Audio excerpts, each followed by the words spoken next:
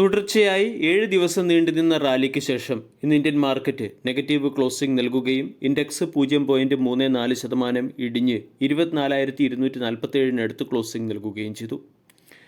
Indian എക്കോണമിയുടെ സ്ട്രെങ്തും അതേസമയം American എക്കോണമിയിൽ വരാൻ പോകുന്ന സ്ലോ ഡൗണും ഡോളറിൻ്റെ വീക്ക്നെസ്സും കഴിഞ്ഞ 6 ദിവസമായി ഫോറിൻ പോർട്ട്ഫോളിയോ ഇൻവെസ്റ്റേഴ്സ് ഇന്ത്യൻ മാർക്കറ്റിലേക്ക് 21,263 കോടി രൂപയുടെ ബൈയിങ് നടത്തിയതുമൊക്കെയാണ് കഴിഞ്ഞ ഒരാഴ്ച കൊണ്ട് മാർക്കറ്റ് ഹയർ സൈഡിലേക്ക് നീങ്ങിയതിന് പിന്നിലെ പ്രധാന കാരണമായി വിലയിരുത്തപ്പെടുന്നത്. അതേസമയം കഴിഞ്ഞ ദിവസം ഇന്ത്യയിൽ നടന്ന ഭീകരാക്രമണത്തിൻ്റെ സ്വഭാവവും ഇതിൻ്റെ അനന്തരഫലങ്ങളെക്കുറിച്ചുള്ള ആശങ്കയും മൂലമാകാം ഇന്നത്തെ ട്രേഡിംഗ് സെഷനിൽ ഇന്ത്യൻ മാർക്കറ്റിൽ ഒരു കോഷ്യസ് അപ്രോച്ച് കാണാൻ സാധിക്കുകയും through out the session market ഏകദേശം റേഞ്ച് ബൗണ്ടായി തുടരുകയും ചെയ്തു. ഈ സാഹചര്യത്തിൽ നിഫ്റ്റിയുടെ ടെക്നിക്കൽ അനാലിസിസിലേക്ക് നമ്മൾ കടക്കുകയാണെങ്കിൽ 2025 ഏപ്രിൽ 7-ാം തീയതിയിലെ ഇൻഡെക്സ് ലോ ആയ 21,743 നിന്നും മാർക്കറ്റ് 2,600 പോയിൻറ്റിൻ്റെ റിക്കവറിയാണ് നടത്തിയത്. ഇത്രയും മികച്ച റിക്കവറി വന്നതിൻ്റെ പശ്ചാത്തലത്തിൽ മാർക്കറ്റിൽ ചെറിയ രീതിയിലുള്ള ഒരു പ്രോഫിറ്റ് ബുക്കിംഗ് എങ്കിലും നമ്മൾ പ്രതീക്ഷിക്കേണ്ടതാണ്, പ്രത്യേകിച്ചും ഇപ്പോൾ ഉടലെടുത്തിരിക്കുന്ന പ്രത്യേക സാഹചര്യത്തിൻ്റെ പശ്ചാത്തലത്തിൽ. ഇന്നത്തെ ട്രേഡിംഗ് സെഷനിൽ നിഫ്റ്റിയുടെ ഡെയിലി ക്യാൻഡിൽ പാറ്റേൺ നമ്മൾ പരിശോധിക്കുകയാണെങ്കിൽ ഇവിടെ ഹാങ്ങിങ് മാൻ രീതിയിലുള്ള ഒരു ക്യാൻഡിൽ പാറ്റേൺ ആണ് ഫോം ചെയ്തിരിക്കുന്നത്. നാളത്തെ ട്രേഡിംഗ് സെഷനിൽ ഇൻഡെക്സ് നെഗറ്റീവ് ക്ലോസിംഗ് നൽകുകയാണെങ്കിൽ ഇത് മാർക്കറ്റിൽ വരാൻ പോകുന്ന ചെറിയ രീതിയിലുള്ള കറക്ഷനെയോ അല്ലെങ്കിൽ പ്രോഫിറ്റ് ബുക്കിങ്ങിനോ ഉള്ള സൂചനയായി മാറിയേക്കാം. ഇവിടെ 23,900 തന്നെയാണ് മാർക്കറ്റിൻ്റെ ഏറ്റവും പ്രധാന സപ്പോർട്ടായി പ്രവർത്തിക്കുക. ഇമ്മീഡിയറ്റ് സപ്പോർട്ട് 24,119 24,120 എന്ന സപ്പോർട്ട് നഷ്ടമായാൽ മാർക്കറ്റ് അല്ലെങ്കിൽ നിഫ്റ്റി ചിലപ്പോൾ 23,900 എന്ന സപ്പോർട്ടിനെ ടെസ്റ്റ് ചെയ്യാൻ സാധ്യതയുണ്ട്. അതേസമയം 24,545 24,800 തുടങ്ങിയ ലെവലുകൾ മാർക്കറ്റിൻ്റെ പ്രധാന റെസിസ്റ്റൻസായി പ്രവർത്തിക്കും. നാളത്തെ ട്രേഡിംഗ് സെഷനിൽ സ്റ്റോക്ക് സ്പെസിഫിക് ആക്ഷൻ പ്രതീക്ഷിക്കാവുന്ന ഒരു സ്റ്റോക്കാണ് ടെക് മഹീന്ദ്ര. ടെക് മഹീന്ദ്ര ഇന്ന് 0.7% ഉയർന്ന് 1,446 ക്ലോസിംഗ് നൽകി. മാർക്കറ്റ് അവറിന് ശേഷം ക്വാർട്ടർലി റിസൾട്ട് പുറത്തു വന്നതുകൊണ്ട് നാളത്തെ ട്രേഡിംഗ് സെഷനിൽ സ്റ്റോക്കിൽ ക്വാർട്ടർലി റിസൾട്ടിന് മുകളിലുള്ള മാർക്കറ്റ് റിയാക്ഷൻ പ്രതീക്ഷിക്കാം. ടെക് മഹീന്ദ്ര ഓൾ ടൈം ഹൈയിൽ നിന്നും കൺസിഡറബിൾ ഡിസ്കൗണ്ട് ലഭിക്കുന്ന സ്റ്റോക്കാണ്. 1,807 സ്റ്റോക്കിൻ്റെ ഓൾ ടൈം ഹൈ. ക്വാർട്ടർലി റിസൾട്ടിലെ ഏറ്റവും പ്രധാന ഹൈലൈറ്റ് കമ്പനിയുടെ കൺസോളിഡേറ്റഡ് നെറ്റ് പ്രോഫിറ്റ് 77% വർദ്ധിച്ച് 1,167 കോടിയായി മാറി. കമ്പനി അതിൻ്റെ എക്സ്പെൻസ് കുറച്ചതും ടാക്സ് ഗെയിനും വഴിയാണ് കമ്പനിയുടെ പ്രോഫിറ്റ് ഉയർന്നിരിക്കുന്നത്.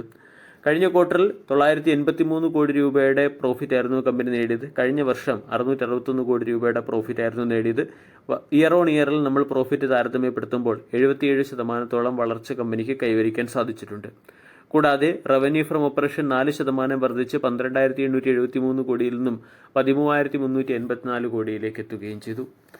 ക്വാർട്ടർലി റിസൾട്ടിനോടനുബന്ധിച്ച് 30 രൂപ പെർ ഷെയർ എന്ന റേറ്റിൽ കമ്പനി ഡിവിഡൻഡും പ്രഖ്യാപിച്ചിട്ടുണ്ട്. അനലിസ്റ്റുകളുടെ എസ്റ്റിമേഷനെ ബീറ്റ് ചെയ്ത ഒരു ക്വാർട്ടർലി റിസൾട്ടാണ് കമ്പനിക്ക് കാഴ്ചവെക്കാൻ സാധിച്ചത്. മാർക്കറ്റ് 1,084 കോടി രൂപയുടെ പ്രോഫിറ്റ് പ്രതീക്ഷിച്ചെടുത്ത് 1,167 കോടി രൂപയുടെ പ്രോഫിറ്റ് കമ്പനിക്ക് നേടാൻ സാധിച്ചു. കൂടാതെ 13,460 കോടി രൂപയുടെ റവന്യൂ പ്രതീക്ഷിച്ചെടുത്ത് 13,384 കോടി രൂപയുടെ റവന്യൂ കമ്പനി റിപ്പോർട്ട് ചെയ്യുകയും ചെയ്തു.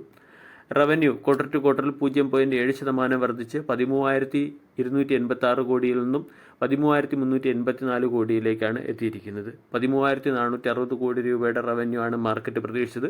In terms of revenue company market എസ്റ്റിമേഷനെ മിസ് ചെയ്തിട്ടുണ്ട്. എബിറ്റ 2% വർദ്ധിച്ച് 1,378 കോടിയായി മാറുകയും എബിറ്റ മാർജിൻ 10.2 നിന്നും 10.3% ഉയരുകയും ചെയ്തു. കമ്പനിയുടെ നെറ്റ് പ്രോഫിറ്റ് 18.7% വർദ്ധിച്ച് 1,167 കോടിയായി മാറിയിട്ടുണ്ട്. കഴിഞ്ഞ ക്വാർട്ടറിൽ 983 കോടി രൂപയുടെ നെറ്റ് പ്രോഫിറ്റ് ആയിരുന്നു കമ്പനി നേടിയത്. കൂടാതെ ഈ കമ്പനിയുടെ സെഗ്മെൻറ്റ് വൈസ് പെർഫോമൻസ് നമ്മൾ നോക്കുകയാണെങ്കിൽ മാനുഫാക്ചറിംഗ് സെഗ്മെൻറ്റിൽ നിന്നുള്ള റവന്യൂ 5.5% ഇടിഞ്ഞു. Health care and life care സെഗ്മെൻറ്റിലെ റവന്യൂ 2.2% ഉയർന്നു. കമ്മ്യൂണിക്കേഷൻ സെഗ്മെൻറ്റിലെ റവന്യൂ 2.2% ഇടിഞ്ഞിട്ടുണ്ട്. അതേസമയം മീഡിയ സെഗ്മെൻറ്റിലെ റവന്യൂ 4.1% ഇടിഞ്ഞു.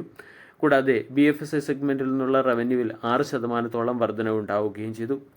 ഇനി വിവിധ ജിയോഗ്രഫികളിൽ കമ്പനിയുടെ പ്രവർത്തനം എങ്ങനെയാണെന്നൊന്ന് അനലൈസ് ചെയ്യാം. അമേരിക്കയിൽ നിന്നുള്ള റവന്യൂവിൽ 4% ഇടിവ് വന്നപ്പോൾ യൂറോപ്പിൽ നിന്നുള്ള റവന്യൂ 5% ഉയർന്നു. ബാക്കിയുള്ള ലോകരാജ്യങ്ങളിൽ നിന്നുള്ള റവന്യൂവിൽ 4.8% വർധനവാണ് ഉണ്ടായിരിക്കുന്നത്. അതോടൊപ്പം തന്നെ അട്രീഷൻ റേറ്റ് നമ്മൾ പരിശോധിച്ചാൽ 12%-നടുത്തുള്ള ഡീസൻറ്റ് അട്രീഷനും കാണാൻ.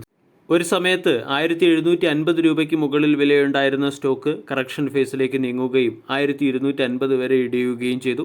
അതിനുശേഷം 1300-നടുത്ത് ഒരു കൺസോൾട്ടേഷൻ ഫോം ചെയ്തതിന് ശേഷം സ്റ്റോക്കിൽ ബ്രേക്കൗട്ട് വരികയും 1446-നടുത്ത് സ്റ്റോക്ക് ട്രേഡ് ചെയ്യുകയുമാണ്.